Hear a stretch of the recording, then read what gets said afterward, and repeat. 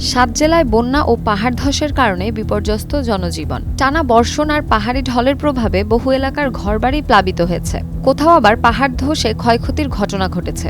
সর্বশেষ তথ্যে এ দুর্যোগে প্রাণহানির সংখ্যা বেড়ে ৫১ জনে দাঁড়িয়েছে। পাশাপাশি লাখো মানুষ পানিবন্দী হয়ে মানবিক সংকটে রয়েছেন এবং ক্ষতিগ্রস্ত মানুষের সংখ্যা ইতোমধ্যে ১০ লাখ অতিক্রম করেছে।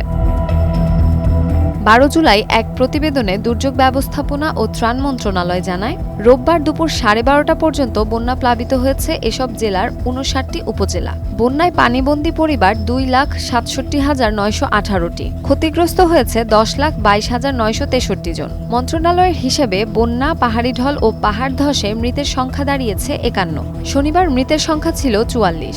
এ দুর্যোগে সর্বোচ্চ ২৮ জন মারা গেছেন কক্সবাজারে। এর বাইরে চট্টগ্রামে ১৩ জন, বান্দরবানে ৬, রাঙামাটিতে ৩ ও মৌলভীবাজারে ১ জনের মৃত্যু হয়েছে। দেশে মৌসুমি বায়ুর প্রভাবে চট্টগ্রাম অঞ্চলে ৫ জুলাই থেকে ভারী বর্ষণ শুরু হয়। ৫ জুলাই সকাল ৬টা থেকে গতকাল বেলা ৩টা পর্যন্ত চট্টগ্রামে ১,৩৫৪.৯ মিলিমিটার বৃষ্টিপাত রেকর্ড হয়েছে। সর্বশেষ ২৪ ঘন্টায় বৃষ্টি হয়েছে ১৫১.৭ মিলিমিটার। আবহাওয়া অধিদপ্তর জানিয়েছে, আগামী ২-৩ দিনও ভারী বৃষ্টি থেকে অতি ভারী বৃষ্টি হতে পারে।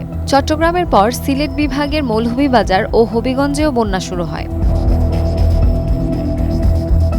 চট্টগ্রাম অঞ্চলে একের পর এক গ্রাম প্লাবিত হয়েছে। ভেঙেছে সড়ক, বিচ্ছিন্ন হয়েছে যোগাযোগ। কোথাও পানি ধীরে ধীরে নামতে শুরু করেছে। কোনো এলাকায় মানুষ ঘরে ফিরতে শুরু করলেও নৌকা ছাড়া চলাচলের উপায় নেই। কোথাও ত্রাণ পৌঁছাচ্ছে, কোথাও দুর্গত মানুষের কাছে পৌঁছায়নি সহায়তা। কার্যত অবরুদ্ধ দক্ষিণ চট্টগ্রামের বিস্তীর্ণ জনপদ। বাঁশখালী, সাতকানিয়া, লোহাগাড়া ও চন্দনাইশের বহু গ্রামে কোথাও হাঁটু, কোথাও কোমর পানি নিয়ে মানুষ দিন কাটাচ্ছেন। বিশুদ্ধ পানির উৎস ডুবে থাকায় দেখা দিয়েছে তীব্র সংকট। অনেক এলাকায় রান্না করা যাচ্ছে না। ভেঙে পড়া কাঁচা ঘর, নষ্ট হয়ে যাওয়া ফসল আর গবাদি পশুর ক্ষতি নিয়ে নতুন করে অনিশ্চয়তায় পড়েছেন মানুষ। শামসুন নাহার দোলন, টাইমস টুডে।